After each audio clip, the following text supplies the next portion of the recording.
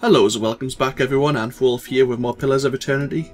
We're here in Dyrford Village, looking into the disappearance of Lady Elise for Lord Herond? I think it was, Nesta Herond. As well as just wandering around and getting to know the locals. Now, we should try Trigil's Curry, the tanner and leather worker here in the village, if we want to know about Lady Elise as well. But first of all, we'll go speak to Medriff here. See what he has to say. So I was saying, yeah, this tower was, well, the original fortifications are one of the towers of an old Adrian castle. Yeah.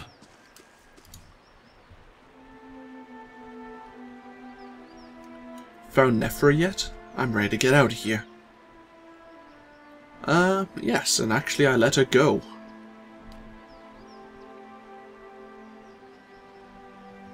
He draws his blade. Don't worry, I'll catch up to her right after I take care of you. Well, we could have lied. We are now classed as a troublemaker of House Dominel, which isn't good. And now we have some people to deal with. Great! Yep, we're in combat.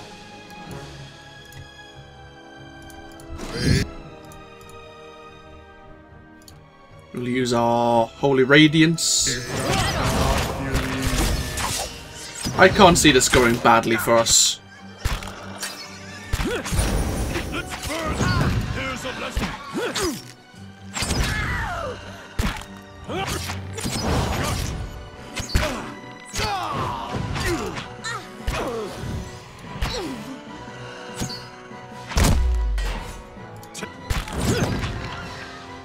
Yeah.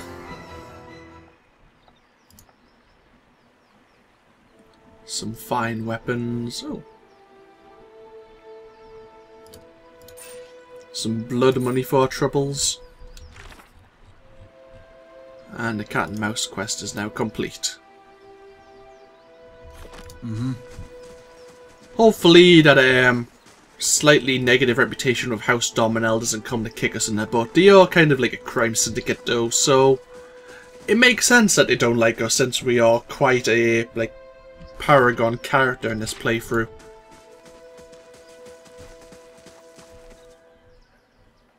Ah, this is Rumball, the one who apparently had his pigs taken off by an ogre. Let's have a word with you. Can we access the store? Nope.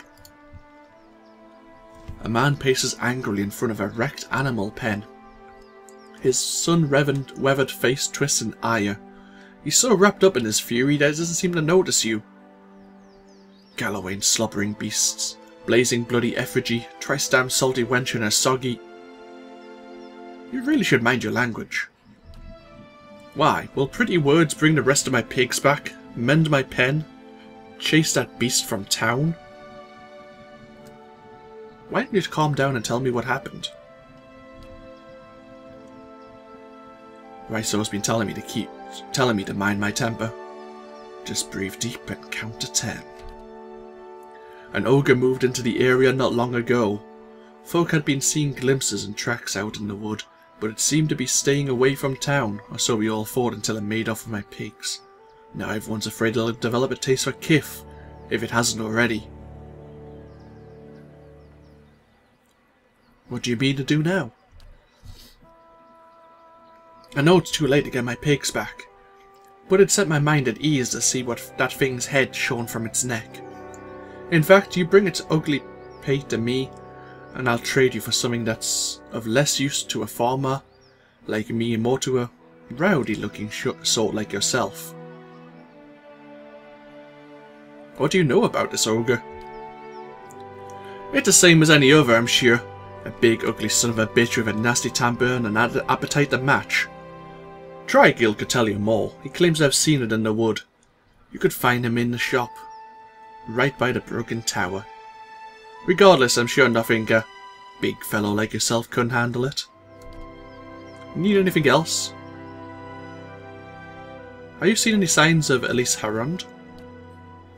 How many times do I have to repeat myself? I already told those snooping guards I haven't seen her, but it hasn't kept them from nosing around my property.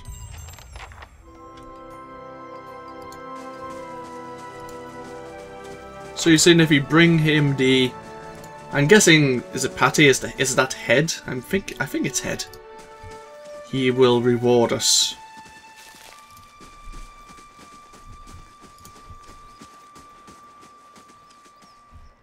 There's another guard, probably asking questions about the missing Lady Elise. Some fruit.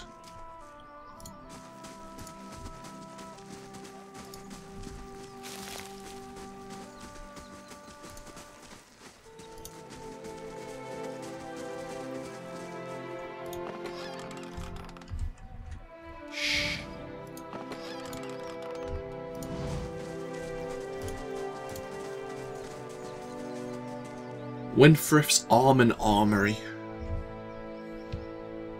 Let's pop our head in here.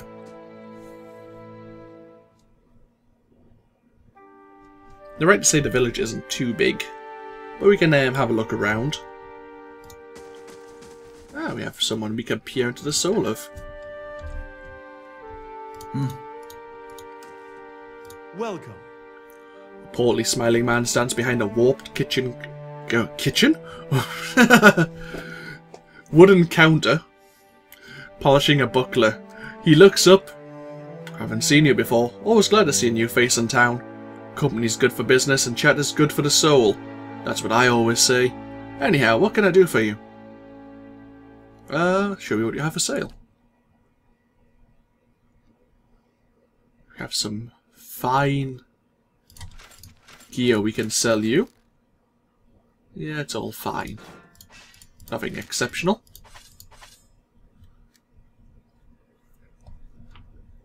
A unique two-handed pike called the Tall Grass.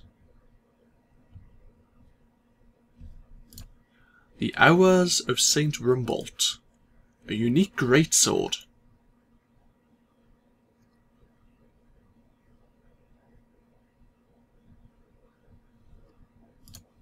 The Grudge Keeper. Interesting. And Ritesi's Fawn. A one-handed spear. Which is extremely accurate, sorry. Huh. Mosquito. I don't know why I had to put a slight accent on whenever I see that word. And Geo's Gabeson.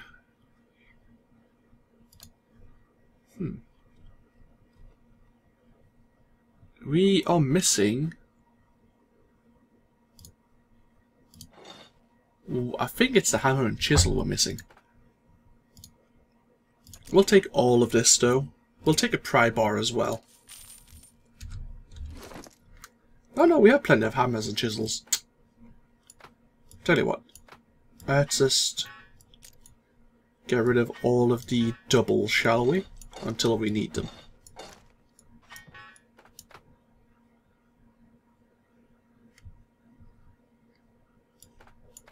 Oh, we need to sell these as well.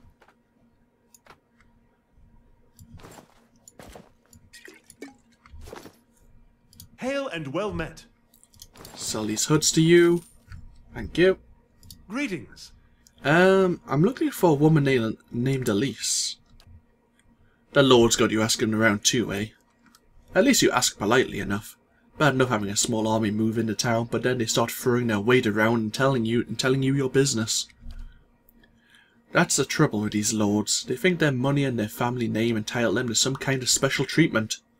They expect everyone to fawn over them the way their servants do. No, sir. That's not the kind of people we are, not in the Dyrwood. We broke away from the Adger to get away from all that kind of nonsense. If they think... I certainly understand you feel that way, but at the moment I'm just looking for his daughter. Of course. I was just getting to her. I haven't seen her, not since she went missing anyway. She mostly kept to herself. But you know how women are, always carrying on full of palaver once you get any two of them together. Perfectly harmless, mind you. I'm not criticising. Just feels like they'd never run out of things to say. That girl seemed rather quiet, downright shy if I do say so. But even Hendina got her talking. Just goes to show you. Hendina? An alchemist. She runs a small stand near the centre of town. Talented lady, but she had a run-in with some worms not long ago. She's lucky it wasn't that ogre that's been roaming around. It took all the Rumbog's pig the other day, did you hear? But don't get him started. He's still sore on the subject, and once you get him round up about that ogre and his pigs, he just won't stop talking. Ah, thank you for the information. And what else has been going on? Oh, a little quiet town. Not much happens here, especially not since the legacy hit. People realised they couldn't have babies and just stopped trying altogether. And that takes a lot of the excitement out of day to day, if you can believe it. Ah, well, thanks. Reveal Laren. You see a forest clearing, fog curling through the weeds on the ground in the cold morning air. The serenity of the scene is occasionally broken by the faint noise that echoes through the silence. This woman emerges from the trees and stops, dropping to the ground. She creeps to the edge of the clearing and crouches near a tree. She glances around furtively, listening intently in the glowing light. She presses her back to the tree, tensing against it, ready to spring forward. From the distance comes another sound, a rustling in the undergrowth. At that she shoots forward, keeping as low to the ground as she can. She puts a hand to her throat and makes a sound, a shrill bird call, but what emerges from her mouth seems to emanate from yards away. From behind her, near the source of the rustling, there is a brief grunting noise that is quickly silenced. She dives into a large bush at the edge of the tree line, keeping her head down and wiggling silently through the leaves and twigs. She takes a position in the bushes, turning to face the direction she came. She raises her hand again, this time mimicking a Stilgar, placing the road directly behind the men failing to sneak up on her. More than one voice answers this call, all of them sounding panicked and hurried, all of them quickly moving this way, all thoughts of stealth forgotten. She backs out from under the bush and crouches behind it. She pulls her bow from her back and takes a shooting stance, and waits for her hunters to appear. So you were getting hunted for some reason or another. It's always interesting to read the backstories of the characters you encounter. It's a shame that none of them ever join our party, but then, if they did, we'd have a lot more available characters to choose from. Not that that's a bad thing, of course.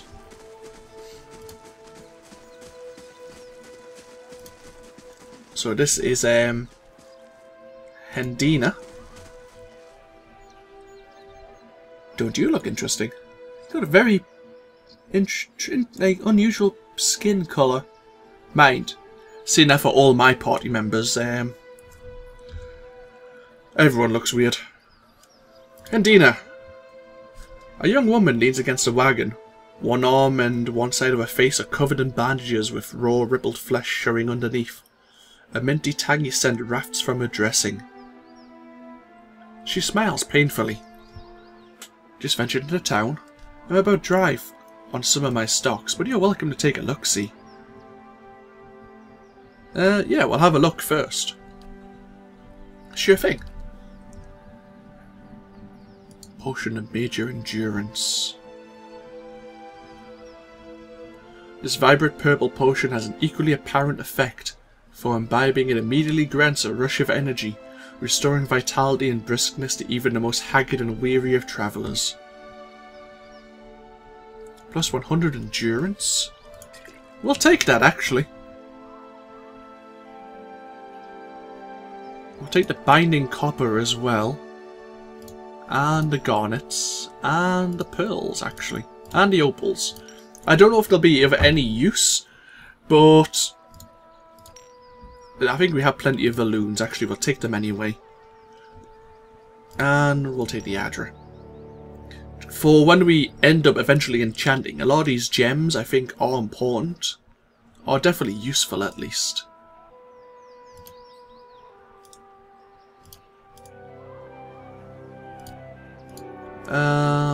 We'll take those as well, actually.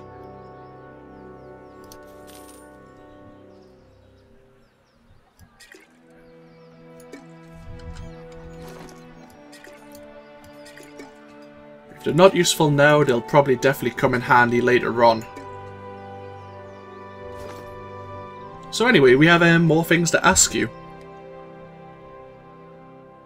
It's a quick save.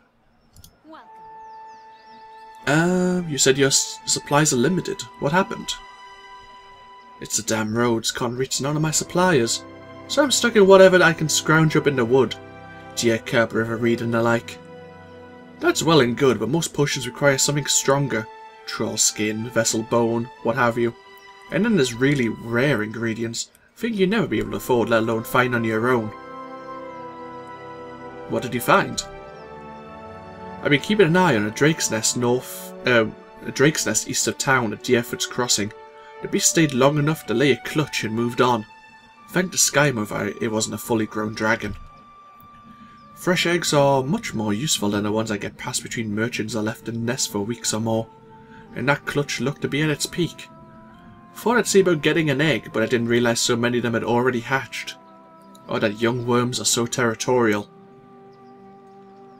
Would you like me to try and get an egg for you?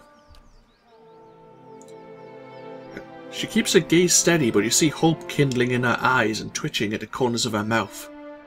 I sure hope you're not leading me on. I don't think I could stand getting burned again. If you really mean to go after it, I'll certainly pay you. Just remember, as big as they are, dragon eggs are fragile, and then a lot more I can do with a whole one.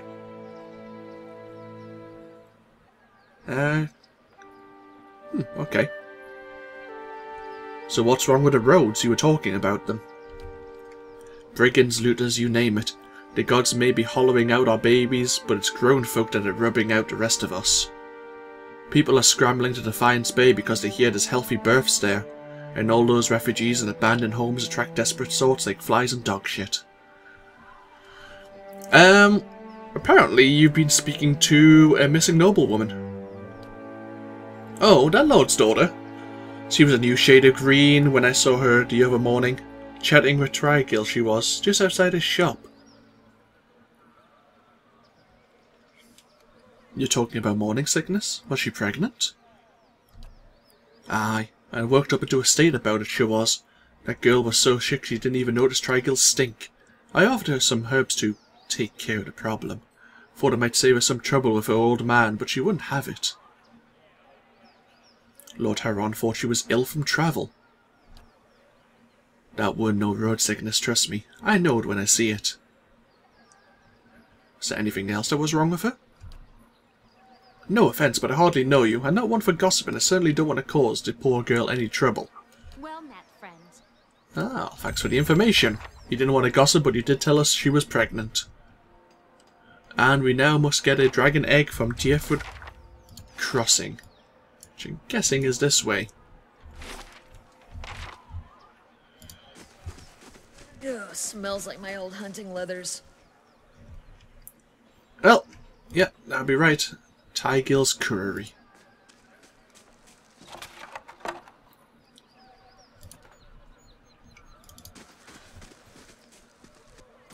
Well, maybe the smell keeps everyone out from asking about Lady Elise. So we've had 2 reports that she has been speaking to this leather merchant.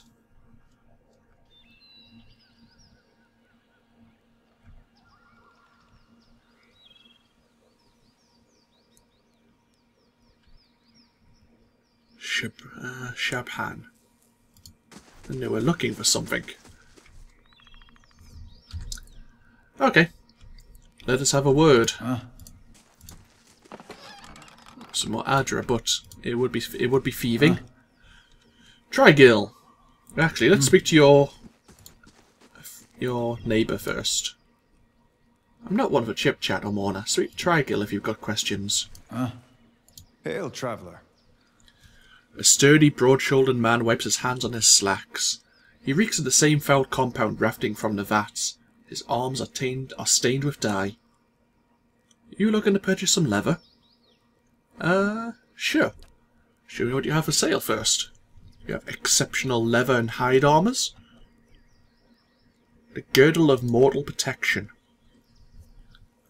Minus 27% of critical damage taken. And a troll hide belt, +1 endurance. Oh.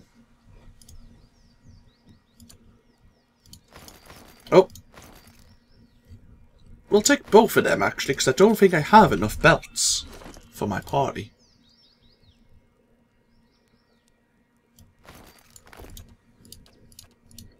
Endurance.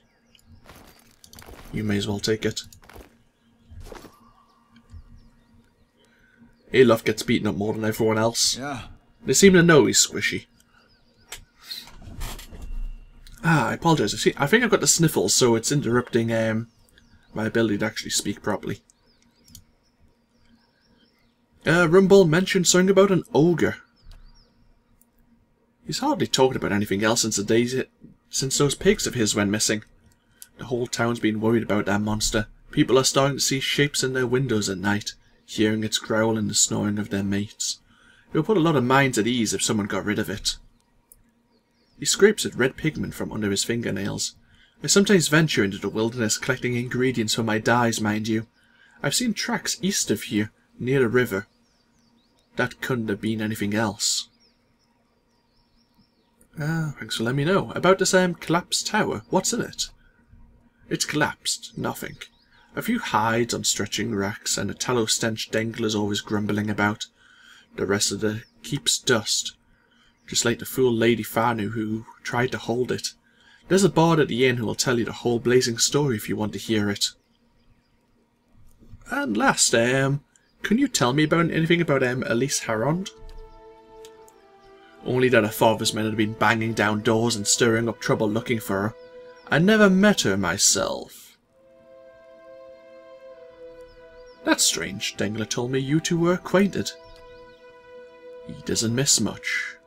What exactly did he tell you? He said she was looking for an escape. Her father's dragged her out here to get hitched to some backwoods noble. She wanted an escape all right, and I was happy to give it to her. We stood across the river after a few nights ago for some private time. Come to find out, we weren't exactly alone. An ogre told and Vinriff's tale sprung out of the forest, and we were so lost in the heat of the moment, we didn't notice until it was upon us. It grabbed Alias and disappeared into the night before I could even pull my britches up.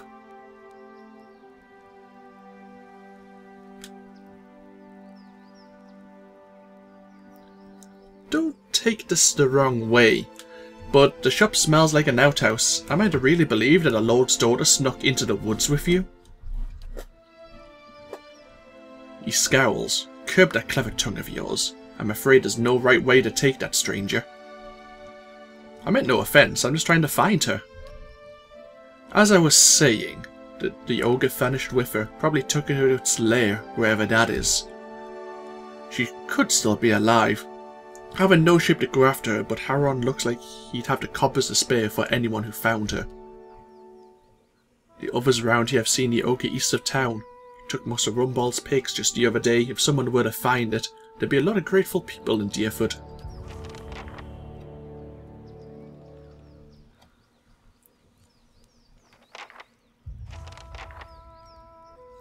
So, this ogre is the crumbs of a few people here in Dyrford.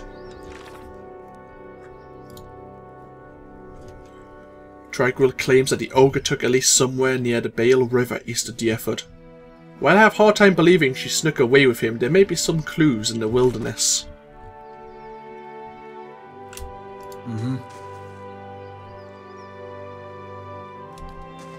And he told us to stay out of his quarters. Let's just quick save. We may end up quick loading here. Let's see what lies this way. A simple test. Huh.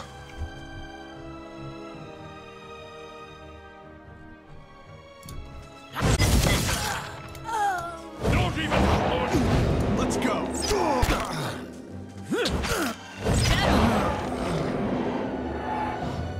Why did the farmer's plight kick off there?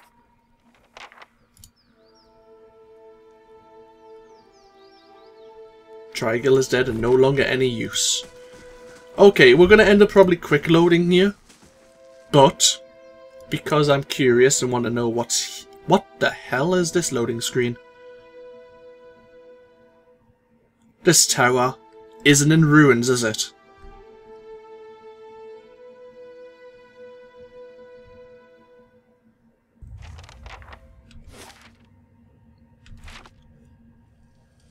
Huh. Okay, we're quick loading. But we will be back. The wilderness will tell its tale. I wonder if the ogre's ruin, the ogre's lair perhaps, maybe leads to another entrance to those ruins there.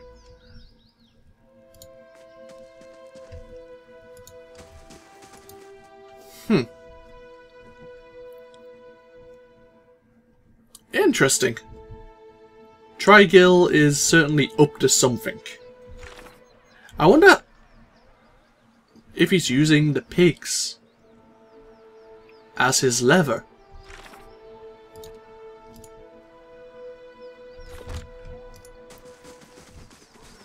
And he's just blaming it on an ogre. Maybe there is no ogre. Wouldn't that be a twist? Maybe I'm just being cynical and paranoid. All these things could be true. But he seemed pretty determined to try and stop me. He even brandished an axe.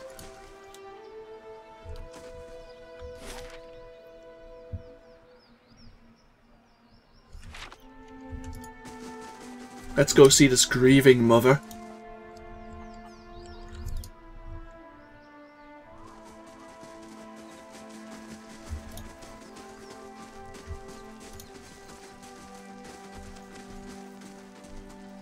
The woman looks briefly through you as if she doesn't even know you're there. She's got a sword and a crossbow on her hands. This middle-aged peasant woman is dressed in a brown leather cloth draped down to her knees. Her hands are worked at separating stringy colourless vegetables in a pile before her, stripping the heads off long fibrous stems with a paring knife. And you have your own portrait. She discards the stems one by one, placing the heads of the vegetables into a small cradle-like basket in front of her. She doesn't greet you as you approach. You're not sure she even knows you're there. Excuse me? She doesn't respond. She keeps stripping the heads from the vegetables in a steady rhythm. She may be deaf. There's no indication she heard you. Study her. At first glance she seems nothing more than a middle-aged woman, unremarkable, maybe less stern than most, who seems more focused on the weaving of her lap than her surroundings. Yet you suddenly notice she's not stripping the vegetables before her any longer. She's weaving. And now the vegetable pots are now missing. She still pays you no mind. Her brown locks are torn and snagged from lack of washing, like many of the townsfolk you've seen. There is a strange blur to her. Even the motions of her hands seem to be playing with threads that lack colour, in a shape that lacks interest. It may be that she's half-minded or deaf, but something feels wrong. As you watch, her knitting takes on an odd cadence, and you suddenly have a terrible suspicion that something lurks beneath what your eyes are showing you. Let us focus. Her brown hair is long, almost impossibly to the length of her hands. As you follow the streams of her locks downward, the hairs become long and black, splitting off into threads of black and silver, and wrapping around her hands. She is forming a soul cradle with her threads, braiding a net in front of you, each finger long and sharp like a series of knitting needles, almost hypnotic. The silver and black strands of her hair weave together, with silver predominating as a highlight, the black shadowing it. And suddenly you are calm. You are on a plateau, almost the height of a tower, several stories high. The plateau is like a table lying beneath a clear sky, and beneath the plateau, surrounding it in all directions, a forest hazy with mist, although whether it is actually mist or distance or recollection, Resting in the curve of a natural arch above you is a great copper bell, half again the size of a man, hanging at attention, as if looking down on you and the event unfolding before you. The plateau has soaked in the sun, and the rock beneath you is rough and warm. The sky forms a cradle around you. You feel different. Not disembodied, but you feel your body. Your physical contours have changed along with your surroundings. You feel a soft series of chimes, like wind chimes. At the sound, the scene gains colour and texture, as if the sound is beckoning you gently forth, filling your senses and thoughts, like mist rolling softly into a sealed chamber. And the chime coaxes you deeper into memory, and you're certain it is a memory, a warm one. You are on the stone of a plateau, your knees on the warm texture of the ground, silver, white, shimmering like adra. The plateau is formed of it, glistening in the sun. You feel the heat of your skin, your wrists, your hands. Your hands are in motion, weaving, not thread, but gathering, tenderly moving along the first movement of Barath's reel. Your hands are wet. Your hands are upon the flesh of a newborn child. You can feel the crowning of a tiny head, turning in your grip. Its head slick, wet from the womb. The hands you are wearing, inhabiting, have done this many times, and they are practiced and confident. You can feel distant pains in your own head as the head emerges. A stream of fluid from the womb helping the newborn slide forth, and a woman's labouring breathing, crying out. As your hands move, you hear the sound of chimes, clear, cutting through the haze of memory. You cannot see where they are coming from, but they are close, and they are meant as a comfort, of that you are certain. And coaxed by your hands, every movement causing the chimes to sound again. Almost eagerly the child comes forth, and as it does your hands are in motion, weaving, moving along the length of a soft wet rope, no, an umbilical cord from the legs of a naked woman before you. You are holding a small child still wet from the womb, before you. The child cries out, its cries full of life, full of soul, the ringing of chimes echoing in its thoughts, filling it with welcome.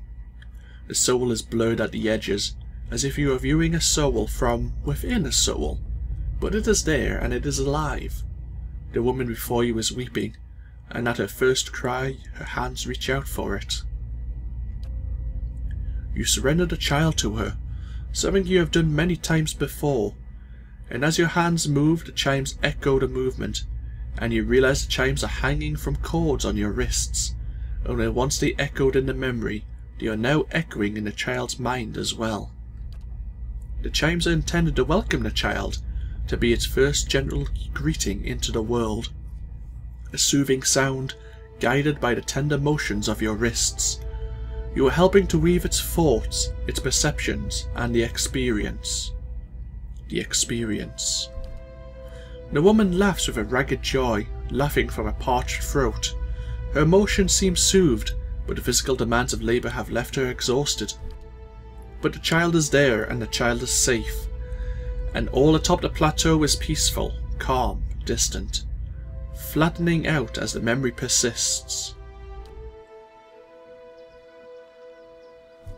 With effort, the scene bleeds into colour, and your mind becomes your own once again. There is no pull, no anchor, yet the sound of chimes remain as they existed in the memory, and they sound here as well. They are hanging from woven braids on the wrists of the woman before you. Even as your head is spinning from the touch of her mind, the sound of the chimes on her wrists are sharp and clear, as if coaxing you back to the real world. The woman still sits before you, but she is nothing like you first saw. She is wearing black shredded garments that drape over her form like streamers. Her hair is streaks of black and run through with silver.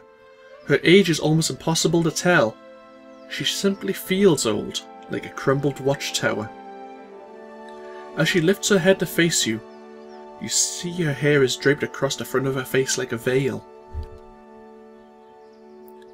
What you first saw of her was a mental glamour of some sort, unconscious, and you realise that what you see is not what the world sees, and you are perhaps the first to see her true self.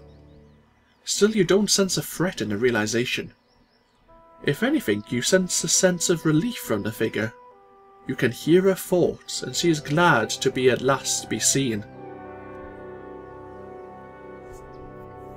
Oh, my throat. What did you do to me? I am seen, but the eyes of others do not remember. You were the first to see me as I am, the call stripped aside. There is a light touch on your mind, a caress, and her left hand mirrors the motion of the touch, reaching up to the air between you. You hear the chime on her wrist sound softly. Her hand moves as if pantomiming resting on your cheek at a distance, and she speaks softly and slowly. Your memories.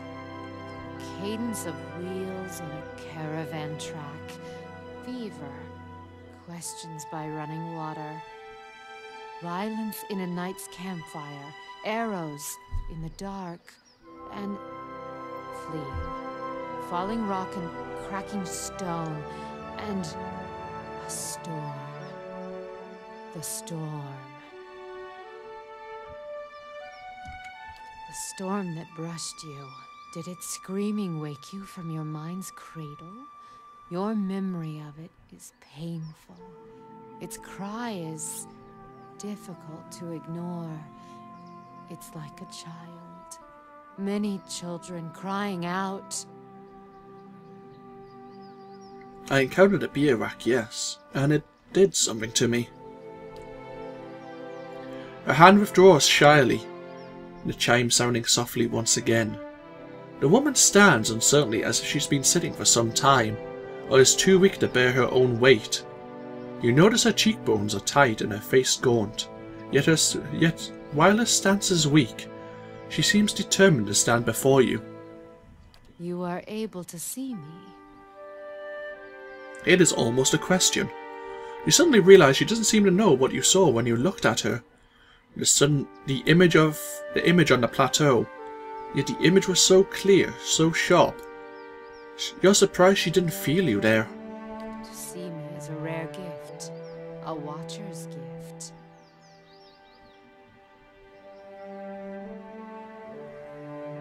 I've never been able to do that with a living person, except with you. So many questions, thoughts, whirling like storm winds. That storm still roars through you, deep beneath your thoughts, yet muted and secret, like an underground river. I cannot tell if it is carving new channels, or eroding what keeps your true strength buried. The fact that you could hear it at all, survive it, is something few have ever done. Your power will grow stronger with each soul you touch, as it allowed you to reach out to mine. There is a silence, and although it seems to last for but a heartbeat, in your thoughts it stretches out between the two of you, like a pull between your minds. You blink, take a breath, and then you realise she wants to ask you a question, yet cannot form the words, as if assembling them is painful, or there are simply not enough pieces. Do you wish to travel with me? You feel a wave of fear, gusted with the strength of relief, although oddly her expression does not change. Then the fear dissipates, and you feel strength and certainty, as if the plateau from her memory lies beneath you, and a calm sky looks down upon you. And, hey, we've unlocked an achievement. You are the Grieving Mother, and you are a cipher. Damn, you're an interesting character.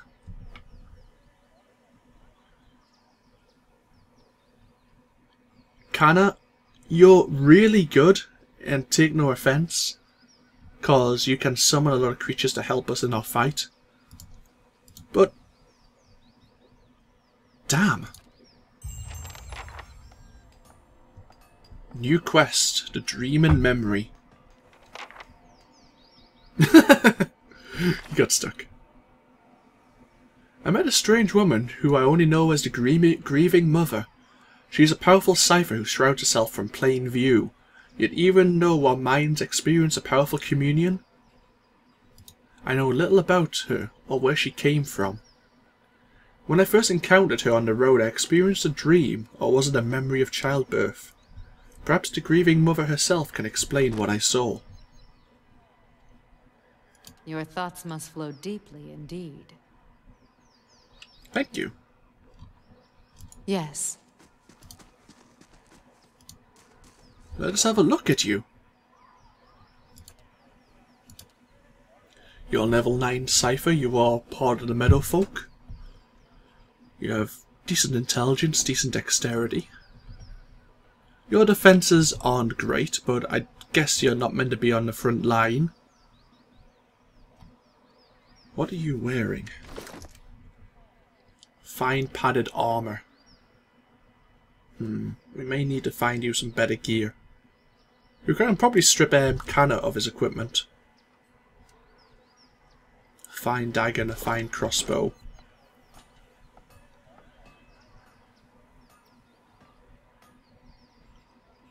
Lilith Shawl +1 stealth.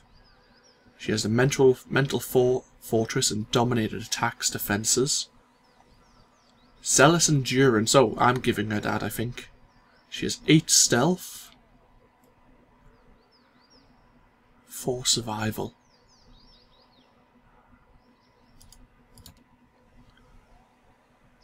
When her endurance is below 50%, she gains a bonus to accuracy and damage.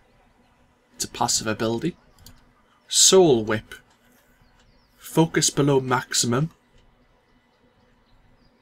She gains a bonus to damage focus to focus game.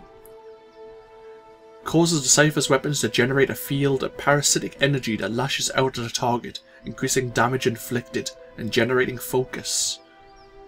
And she has a selection of cipher spells. Her talent, Draining Whip, enhances the power of the cipher's Soul Whip, regenerating focus more quickly.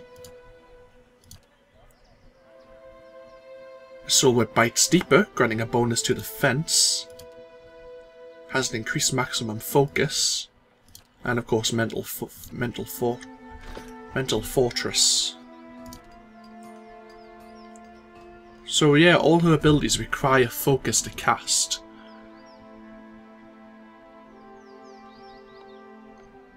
So let's have a look. Eye Strike. Shocks an enemy's visual receptors, dazing and blinding them, as well as blinding nearby targets. Within... don't know how big the AoE isn't too great.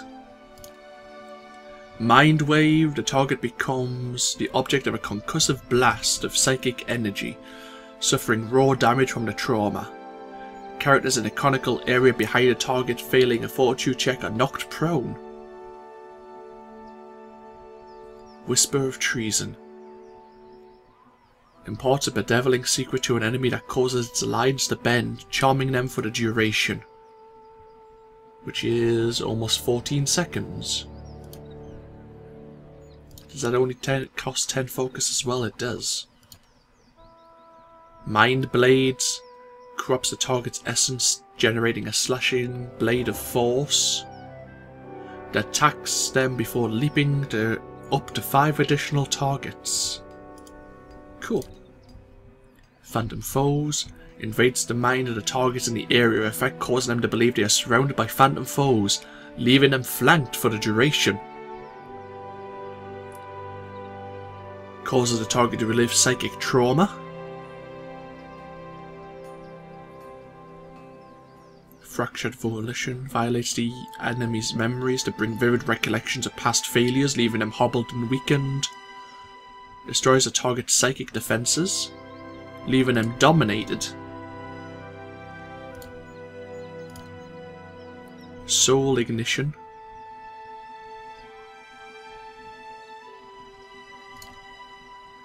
Mind lance impales the target with a lance of pure force, inflicting major pierce damage to all in a line of attack. Produces a psychic howl in the targeted area.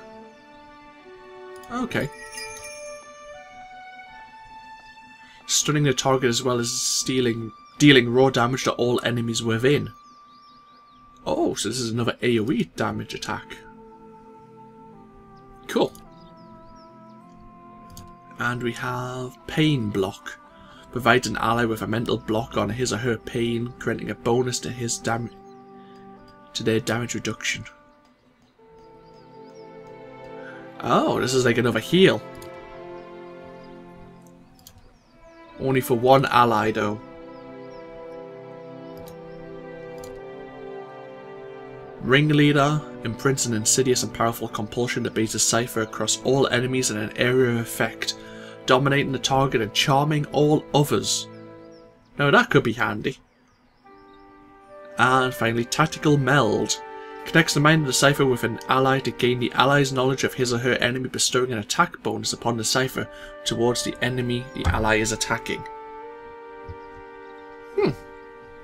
Your thoughts must flow deeply indeed. We should probably allow you to use a ranged weapon.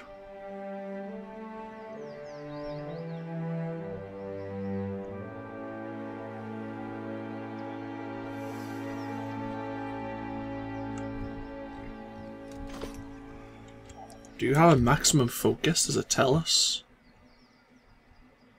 I don't think it does. Not that I can see anyway. Do we have any rare daggers? We do. Do we have any rare crossbows? We do.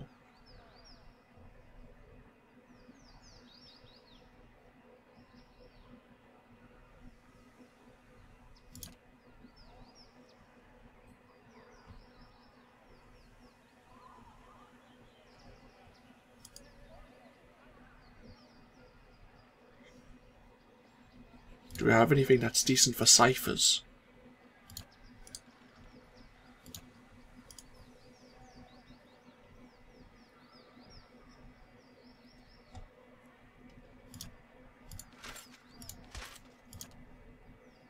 Let's see what we have here.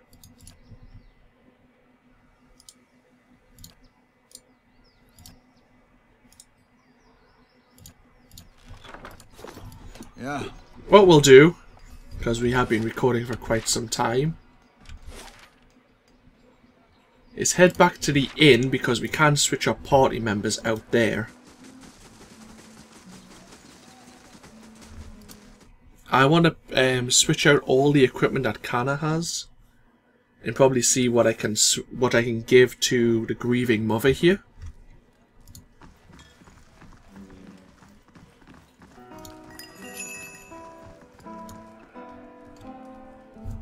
So save. So when we come back, I will have sorry, excuse me. Try again.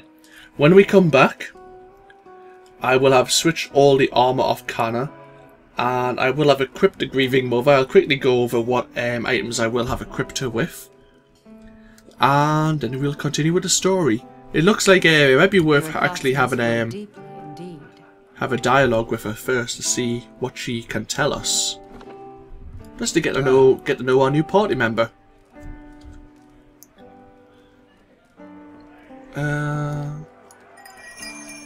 Yeah. Your will, Watcher. Let's organize this properly. I'm here.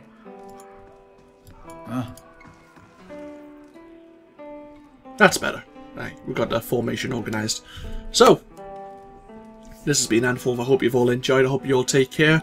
My throat is a little bit sore, so I'm going to go take a drink. I may have just actually ended the I might just end the session here. But as I say, when we come back, we'll continue with some more Pillars of Eternity. So, feel free to comment below if you so desire, and I'll see you for more of the series next time. Until then, bye bye now.